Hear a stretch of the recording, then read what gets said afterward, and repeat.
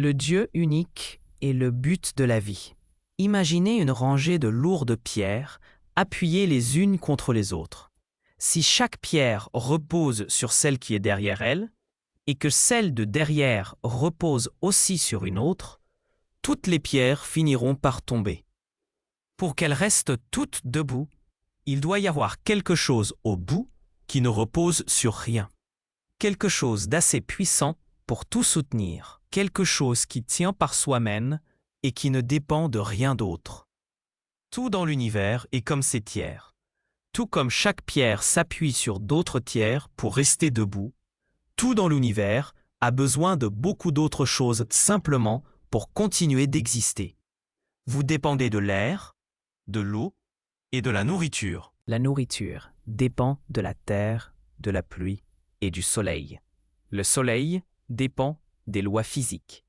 Partout où vous regardez, une chose dépend de plusieurs autres choses. La science décrit très bien ces liens. Elle nous dit comment une chose dépend d'une autre.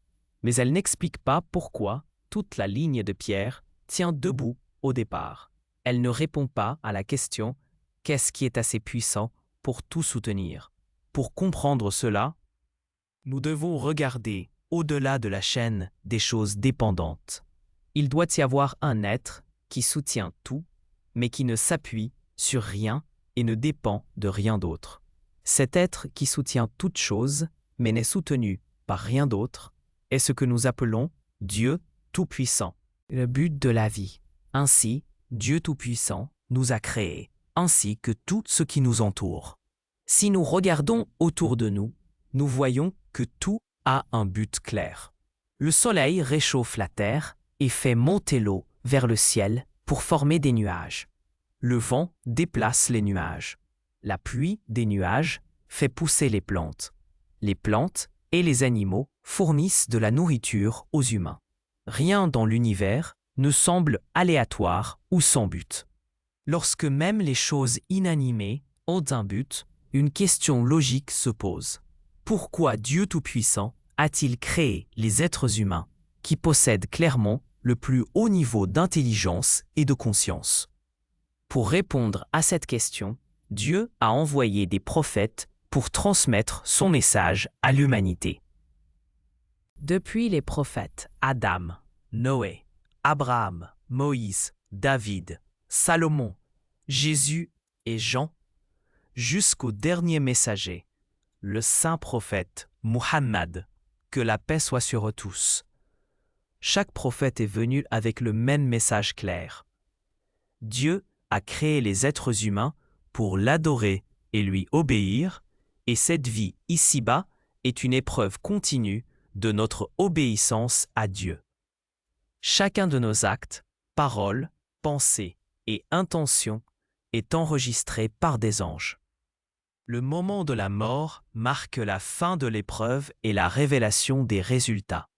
Ceux qui ont vécu avec la foi en Dieu Tout-Puissant et ont accompli de bonnes actions atteindront le succès au paradis pour toujours. Ceux qui ont mécru et rejeté Dieu Tout-Puissant subiront un châtiment éternel dans l'enfer. Comment connaissons-nous la vérité? Comment savons-nous que les prophètes sont venus? Ils ont laissé derrière eux des livres divins qu'ils ont reçus de Dieu.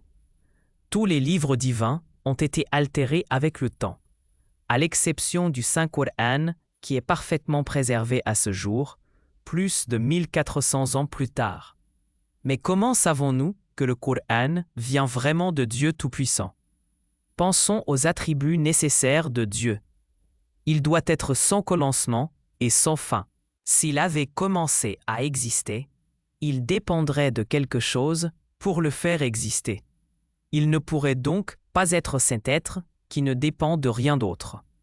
S'il cessait d'exister, alors il ne pourrait pas être l'être dont tout dépend, car sa fin impliquerait que tout le reste prenne fin.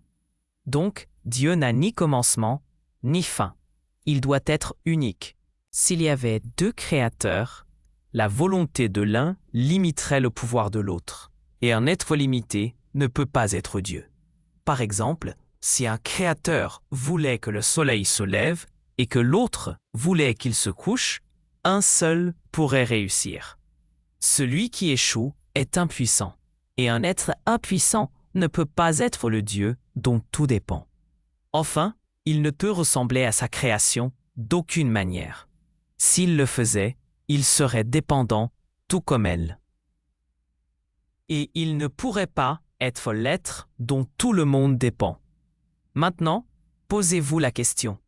Parmi tous les dieux que les gens adorent, lequel correspond à ces critères logiques? C'est le Dieu qui a envoyé le Saint-Coran. Dans le chapitre 112, Allah dit, il est Allah, l'unique.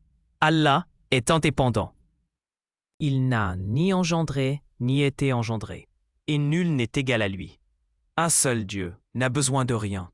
Tout a besoin de lui. Éternel, ni fils, ni père. Totalement différent de la création. Pas d'associé, pas d'égal. Le Coran décrit Dieu exactement comme la logique exige qu'il soit. Ce n'est pas une coïncidence.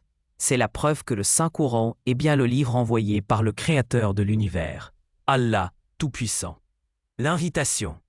Nous vous invitons donc à l'islam, à l'adoration du vrai Dieu qui a créé les cieux, la terre et tout ce qui existe. Pour entrer en islam, dites simplement avec sincérité: je témoigne qu'il n'y a de divinité digne d'adoration qu'Allah, et je témoigne que Mohammed est le messager d'Allah.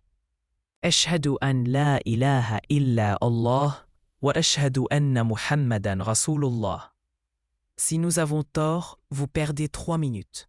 Si nous avons raison, vous perdez tout dans l'au-delà sans fin, en vous détournant. La porte de la félicité éternelle est grande ouverte. La franchirez-vous?